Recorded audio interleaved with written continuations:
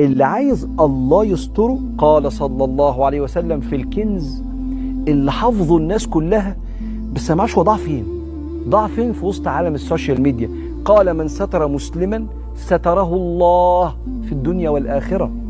انت عارف يعني ايه ربنا يسترك في الدنيا والآخرة عشان سترت واحد في الدنيا؟ الكنز ده أعظم مما نتصور.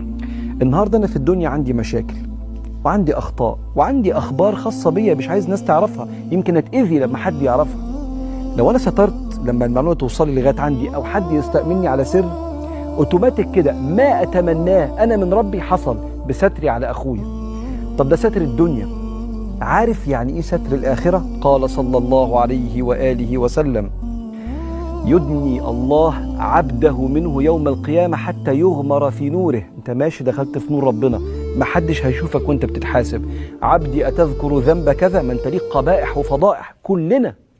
قال نعم يا رب أذكر. حتى يظن العبد أنه هالك. قال الله: سترتها عليك في الدنيا وأنا أغفرها لك اليوم.